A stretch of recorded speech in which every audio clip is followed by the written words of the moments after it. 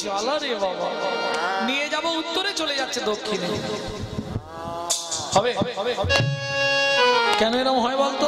তুমি রইলা ঘরে বসি, গোঠে গেলে পাল, উন্মত্ত হইয়া বেড়াই যতেক রাখাল। একে ডান দিক নিয়ে যাবো, বাঁ দিক চলে যাবে। জানিস কানাই এরা কি করে? কি করে? আগে যদি চালাই কেন পিছু পানে যদি চারাই দেন পেছু প্রাণে চায়, আগে যদি চালাই কেন পিছু পানে আগে যদি চড়াই দেন পেছু প্রাণে চায়। ওমা পিছন দিকে ঘুরে চমচম চমচম করে, কি দেখিস তোরা? না হে রয়ে চাঁদ মুখ, না রে হরে চাঁদ মুখ, না হে রয়ে চাঁদ মুখ, না হে রয়ে চাঁদ মুখ, না হে রে তোমার, না হে রে তোমার। আর এই, কি করে জানিস না? এরা যায়, এরা যায়, এরা যায়, ফিরে ফিরে যায়। হে রাজা, হে রাজা,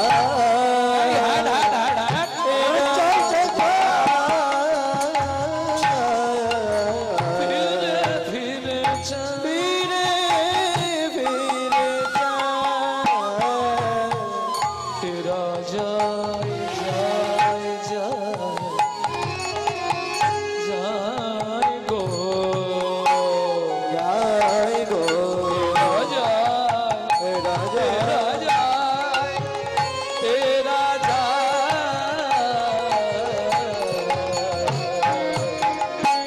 ফিরে ফিরে যায়।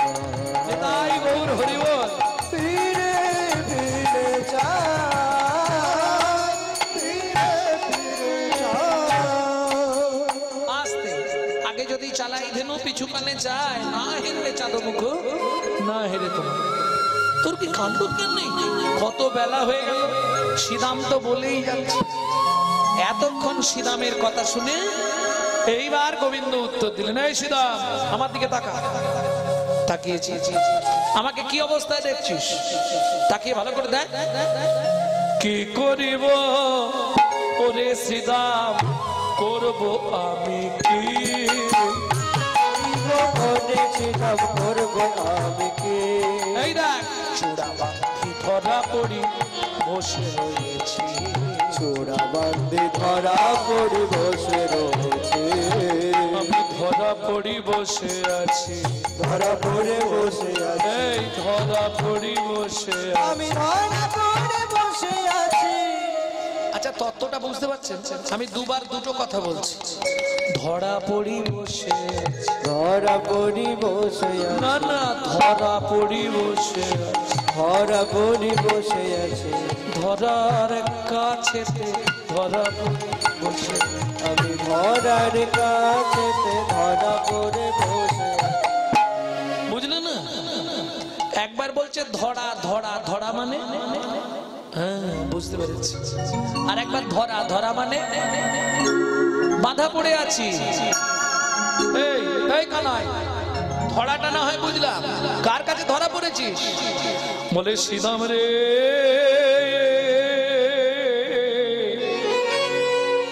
মায়ে না বলিয়া আমি একবার যদি যাই গোঠে, যদি যাই গোঠে, মরিবে আমার মা, পড়িবে সংকটে, পড়িবে সংকটে। কারণ আমি জানি আমার মা আমায় না পেলে মরে যাবে। আমার মা তো প্রাণে বাঁচবে না ভাই, কত প্রাণে বাঁচবে না ভাই। আমি মায়ের একা গোপাল, মা তো প্রাণে। এমন ভাব করিস যেন তোর একারই পৃথিবীতে মা আছে, আর কারো মা নেই। শ্রীরাম বলছে এই যে তোর মা তোকে কতটা ভালোবাসে কেউ না জানলে আমরা তো জানি, বিশেষ করে সুবল আর আমি জানি। কিটা সুবল? সুবল বলছে আমি কিছু বলতে পারবো না, কারণ সুবল জানে কৃষ্ণ তো সুবলকে সবার থেকে বেশি ভালোবাসে। আর আমি যদি বলে দিই কাল থেকে আমাকে আর একা নেবে না, সঙ্গে সবাইকে নিয়ে তবে আমাকে নেবে। এ কি হয়, মাঝে মাঝে সবাই খেলে, কানাই আমাকে একাকে ডেকে নিয়ে চলে যায় ইশারা করে, কাল থেকে তাহলে নেবে। আর আমি কিছু জানি, তুই তোর বলছিস বল, আমি যা বলার পরে বলবো। সুবল আলাদা হয়ে যেতে চাইছে কেন? গোবিন্দের মুখের উপর কথা বলবে না, শ্রীরাম বলবে কিন্তু সুবল বলবে না। কেন? সুবল যে সুবল বলবে কি করে, বুঝলি না? শ্রীরাম বলছে হ্যাঁ রে সুবল, আমরা বলি তুই ঘান নাড়িস, তুই তো কোনোদিন কিছু মুখের উপর বলিস। বলে আমি যে সুবল, আমার যা কিছু বল সব যে গোবিন্দের দেওয়ারে, গোবিন্দের দেবারে।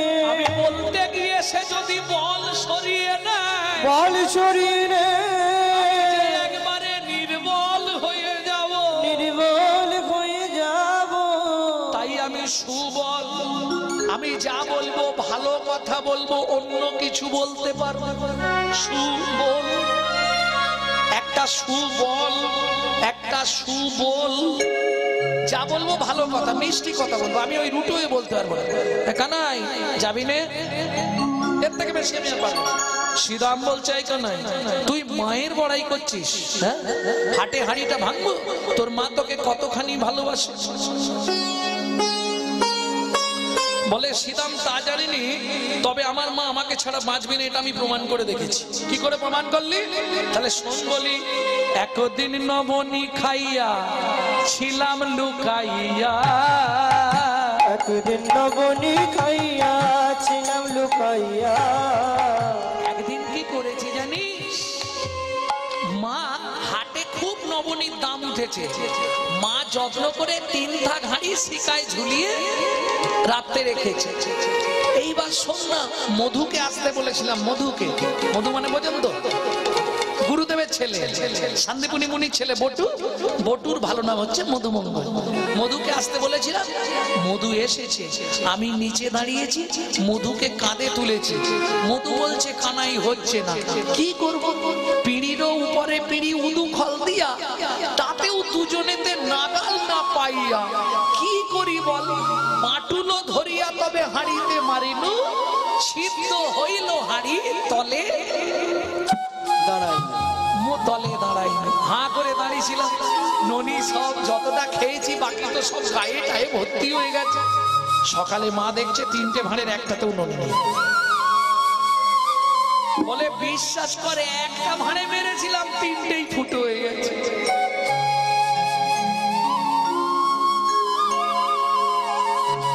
মহাজন বলছে কৃষ্ণ মিথ্যা বলে না, যদি কারো একটাতে মারে তার 3টেই ফুটো হয়। এসব অন্তর্জগতের তত্ত্ব সবার জন্য নয়, কি গো? কাউকে যদি একটা মারে এক বানেই 3টেই ফুটো। জ্ঞান কাণ্ড কর্মকাণ্ড কেবল বিষের ভাণ্ড, অমৃত বলিয়া যেবা খায়, অমৃত বলিয়া যেবা খায়। নানা জনি সদা ফিরে কদাচ ভক্ষণ করে, তার জন্ম অধঃপথে যায়, তার জন্ম অধঃপথে যায়। আমি একটাই মারি, একটাই মেরেছিলাম, 3টে ফুটো হয়ে গেছে। কি গো? যার হৃদয়ে গোবিন্দ একবার বান মারে, তার 3 নাড়ি ছেদন হয়ে যায়, ইড়া পিঙ্গল আর সুষমা। যোগমার্গের কথা শ্যামাচরণ লাহিড়ীর কোন পিতা থেকে বলছি। ভক্তমন্ডলী, ভক্তিমতী মায়েরা, এটা সবার জন্য নয়, এটা সাধ্য সাধন তত্ত্ব। তো যোগমার্গের সাধ্য সাধন, বৈষ্ণব জগতের সাধ্য সাধন আলাদা। শ্রীরাম, হ্যাঁ যে কথা বলছিলাম, তা নবনী খেলিয়েছি। মা সকালে উঠেই একদম লাঠি নিয়ে দৌড়েছে, কিন্তু আমাকে পাবে কোথায়? আমি তো ঘরেই নেই। কোথায় ছিলি কানাই? বলে সে একটা জায়গায় লুকিয়ে গেছি। মা তখন গোটা তন্ন তন্ন করে খুঁজছে, আমি কোথায় জানিস? মা সব ঘর খুঁজছে, আমি তো ঘরে নেই। কোথায় ছিলি বলে উপরে। উপরে মানে আমি ঘরের আর কাটাই বসে বসে দেখছি মা কি করে। মা খুঁজে না পেয়ে লাঠি ফেলে দিয়ে এবার মাথা কুড়তে শুরু করলো ভূমিতে। ষষ্ঠী ঠাকুর আছে আমাদের, ষষ্ঠী ঠাকুরের সামনে মা মাথা কুড়ছিল জানিস। একদিন নবনী খাইয়া ছিলাম লুকাইয়া। মা বললে শোন গোপাল, তুই যদি তোকে যদি না খুঁজে পাই এই মুহূর্তে আমি যমুনায় ঝাঁপ দিয়ে মরবো। ও মা মা ঝাঁপ দিতে যাচ্ছিল, আমায় না দেখিয়া মরিতে ছিল মা আমায় দেখিয়া। মরিতে ছিলে লো মা আমায় না দেখিয়া। আমার মা প্রাণে বাঁচবেন রে ভাই, মাকে না বলে আমি যাব না। শ্রীরাম বলছে বাহ, খুব মাদ্রি ভক্ত হয়েছিস, এবার তোর মায়ের গুণটা আমরা বলি। জানি রে তোর মায়ের প্রেম তোকে কত ভালোবাসে, সামান্য নবনীর তরে তোকে বেঁধেছিল গাছে। বেঁধেছিল গাছে। মনে পড়ে সেই নবনী খেয়ে তুই পালিয়ে গেছিলি, তোর মা মরতে যাচ্ছিল, আর তুই যখনই ধরা দিলি তোর মা তোকে আষ্টে বিষ্টে বাঁধলো। গোবিন্দ বলছে শ্রীরাম, আমি যার কাছে বাঁধা না পড়ি সে আমায় বাঁধতে পারে না। মা অনেক চেষ্টা করেছিল, বারবার ক আঙুল কম পড়ছিল।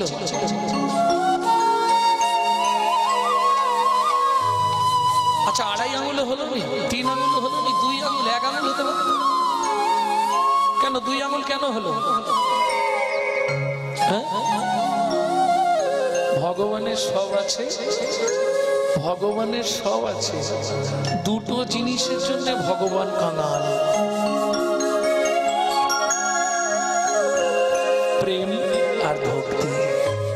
এই দুটো হলো ভক্তের সম্পদ, যা ভগবানের কাছে নাই। আর এই দুটো যদি ভগবানের কাছে থাকতো তাহলে ভক্তের কাছে ভগবানকে আসতে হতো না। এই দুটো পাবার লালসায় ভগবান বারবার ভক্তের কাছে ছুটে। তাই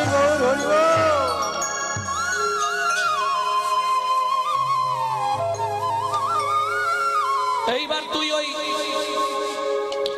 উদুখল টানতে টানতে দুটো গাছের ফাঁক দিয়ে গলে গেলি, জোর করে টান দিলি, তারা উড়ে গিয়ে তোর গায়ে পড়লো। মনে পড়ে যমলয়োর জুন যেদিন চেপেছিল যমল অর্জুন যেদিন চেপেছিল বল তোর মা নন্দরানী ছিল বাবু, বল তোর মা নন্দরানী ছিল কোথায়। এই গানটির এই তালটা হচ্ছে প্রসিদ্ধ। যমলয়োর জন্য যেদিন চেপেছিল যমল অর্জুন যেদিন চেপেছিল বল তোর মা নন্দরানী ছিল কোথায়, বল তোর মা নন্দরানী ছিল বা কোথায়। আমার মনে হয় এক একটা ভক্ত 1 লাখ বার করে এগুলো শুনে ফেলেছে। কি 10-15 হাজার বার তো শোনা হয়েছে, কিন্তু বলুন তো প্রত্যেকদিন শুনলে প্রত্যেকদিনই মনে হয় নতুন শুনছি না? হ্যাঁ নতুন। এই হলো লীলার মাধুর্য। বল তোর মা নন্দরানী ছিল বা কোথায়। সেদিন যদি আমরা না যেতাম তুই বাঁচতিস? হায় ভগবান, সখারা ভগবানকে বলছে শুনেছ, সেদিন যদি আমরা না থাকতাম তুই আজকে বেঁচে থাকতিস? কৃষ্ণ বলছে এটা ঠিক বলেছে। দেখুন মজাটি, সখ্যভাব কাকে বলে? বিশ্ব ব্রহ্মাণ্ডের মালিক, যার একটা অঙ্গুলি হিলনে সারা বিশ্ব ব্রহ্মাণ্ড নড়ে, সে বলছে এইটা শ্রীরাম তুই ঠিক বলেছিস, সেদিন যদি তোরা না আমাকে বাঁচাতিস তাহলে এতদিন হয়তো আমি মরেই যেতাম।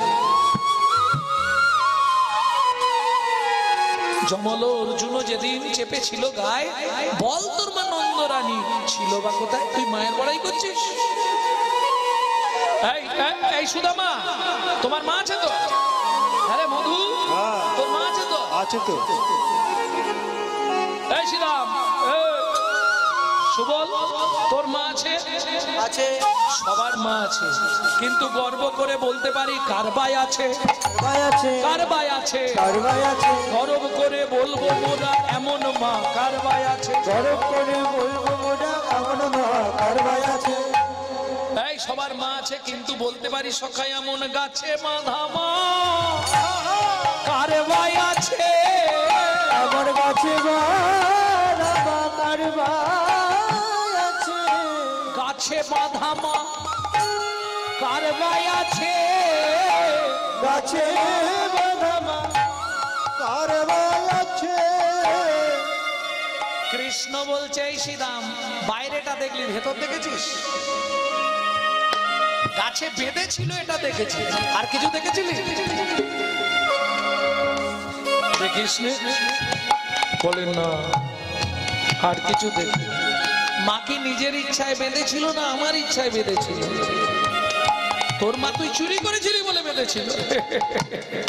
ভগবান মৃদু হেসে বলছে শ্রীরাম রে, মাকে বলেছিলাম মা গো আমি ননি চুরি করা ছেড়ে দেবো, তুমি যদি একটা শাস্তি দাও। ভালো করে শুনো, রাধা বিনোদ গোস্বামী ভাগবত।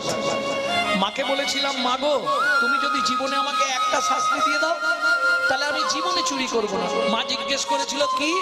মাকে বলেছিলাম তুমি উদু খলে বাঁধবে, আমি উদু খল নিয়ে ওই দুটো গাছের মাঝখান দিয়ে যাব, দুটো গাছ উপড়ে গিয়ে আমার গায়ে পড়বে, ওরা উদ্ধার হয়ে যাবে, সেদিন থেকে আমি চুরি করা ছেড়ে দেবো। সেটা তো শ্রীরামরা জানে না।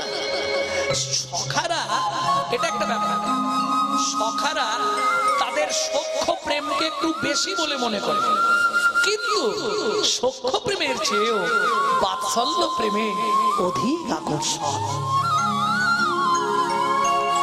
এইবার কৃষ্ণ মুখ খুললেন, শ্রীরাম এতক্ষণ তোরা অনেক কথা বললি আমার মাকে নিয়ে, তোদের সবার মা আছে কিন্তু গাছে বাঁধা মা কার বা আছে এটাও তোরা বলেছিস, আমি স্বীকার করছি।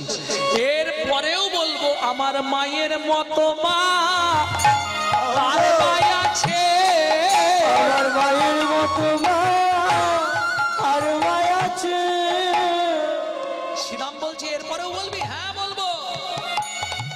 কেন, তোর মা কি করেছে? শোন শ্রীরাম, এতক্ষণে আসল সত্যটা শুনে রাখ। আমার মায়ের মতো মা কার ভাই আছে? মায়ের মতো মা কার ভাই আছে? যে মা সন্তানের লাগি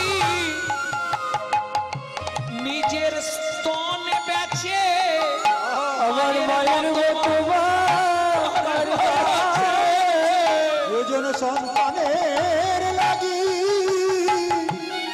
নিজের স্তন বেচে। মায়ের মতো মা কার ভাই আছে? যে মা সন্তানের লাগি নিজের স্তন বেচে, মায়ের মতো মা কার ভাই আছে? দুজন সন্তানের লাগি নিজ স্তন বেচে, আমার মায়ের মতো মা কার ভাই আছে? এই কানাই, কি বলছিস তুই? হ্যাঁ রে সিদা, এমনি কি এত মায়ের বড়াই করি? জানিস সিদা, এমনি আমি মায়ের বড়াই করি রে। ত্রিভুবন খুললে আমার মায়ের মতো মা পাবি না। বলে কেন রে? সন্তানের জন্য নিজের স্তন বিক্রি করেছিল জানিস? শ্রীরাম বলে ও কানাই সে কি? বলে হ্যাঁ রে, যেদিন ধরা হয়ে ধরা দিলা, যেদিন ধরা হয়ে ধরা দিল মায়ের কাছে আমি পরীক্ষা নিলাম, যেদিন ধরা হয়ে ধরা দিলাম। আমি মায়ের কাছে পরীক্ষা নিলাম, ধরা হয়ে ধরা দিলাম। ওরে মায়ের কাছে পরীক্ষা নিলাম, সেদিন ভোলানাথকে দোকান সাজালাম। পরীক্ষা নিলাম, ভোলানাথে দোকানি সাজালাম। মায়ের কাছে পরীক্ষা নিলাম, সেদিন ধরা হয়ে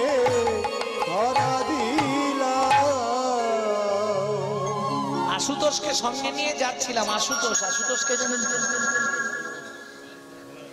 আশুতোষকে সঙ্গে নিয়ে গেলাম মাকে পরীক্ষা করতে। আশুতোষকে মুদির দোকানে সাজিয়ে দিলাম আর আমি পরীক্ষা করতে ঢুকলাম।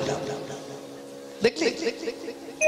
শোন, এই ধরাতে একমাত্র ধরাই আমাকে ধরে ফেলেছিল, পৃথিবীতে কে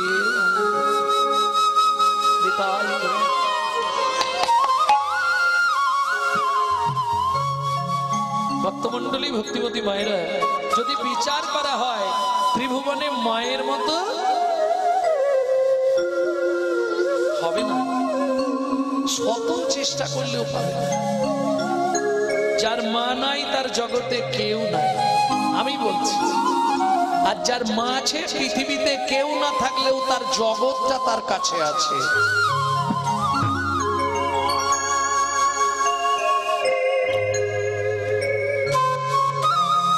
বিশ্বাস করো, আজ থেকে 20 বছর আগে যখন ডাক্তারবাবু বলছে আপনার মা আর বাঁচবে না, আমার মা আর বাঁচবে না, কেন বলতেও খারাপ লাগছে। বলুন, আপনি নিশ্চিন্তে বলুন, আমাকে তো জানতে হবে মায়ের কি হয়েছে। বললো টোটালি লিভারটায় ক্যান্সার হয়ে গেছে।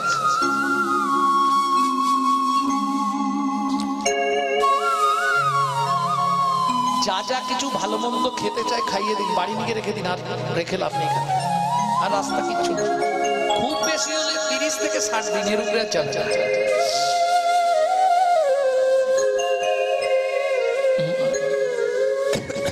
গরম রসগোল্লা খুব ভালোবাসত, কটা রসগোল্লা এনে মাকে খাইয়ে দিয়ে বলছি, মা আর কি কি তোমার খাবার ইচ্ছা?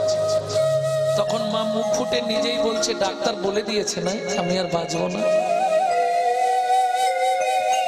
আমার যেটা ইচ্ছা তুই করে দিতে পারবি। কি করতে হবে মা বলো? তুই বাড়িতে একটা গোবিন্দ মন্দির প্রতিষ্ঠা করে আমাকে দুটো প্রসাদের ব্যবস্থা করে দে। আমি নিরামিষ খাই, কিন্তু প্রসাদ তো খাই না। আমি বললাম তুমি তো নিরামিষ খাচ্ছ, বলে সে তো হনুমান বাঁদরও নিরামিষ খায়, গরুও তো নিরামিষ খায়, কিন্তু ভগবানের প্রসাদ পেলে আমার মনে হয় আমি ভালো থাকবো। মায়ের সেদিনের সেই আদেশ পালন করেছিলাম, মাত্র 6 মাসের মধ্যে সব কমপ্লিট করে দিয়েছিলাম। আজও মা আমার এখনো নিজে রন্ধন করে মহাপ্রভুকে ভোগ লাগাচ্ছে।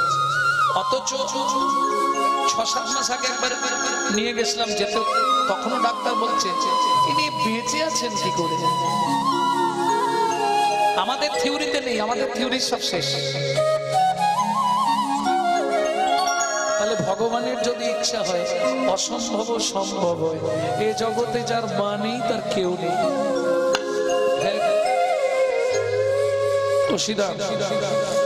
এই দেখ, মায়না বলি আমি যদি যাই গোঠে, মরিবে আমার মা পড়িবে সংকটে। আমার মা প্রাণে বাঁচবে না। তোরা এক কাজ কর, আমার কাছে না দাঁড়িয়ে সময় নষ্ট করিস নে। দাদা দেখ ঘরে আছে, দাদাকে নিয়ে তোরা মায়ের কাছে চলে যা। গোঠের বাজনাও তো বেজে গেছে অনেকক্ষণ। আরে বাজত সব গোঠ বাজনা, বাজত সব গোঠ বাজনা, সাজত বলবীরে, বাজত সব গোঠ বাজনা, সাজত বলবীরে। মদে ঘূর্ণিত নয়ন যুগল, মদে ঘূর্ণিত নয়ন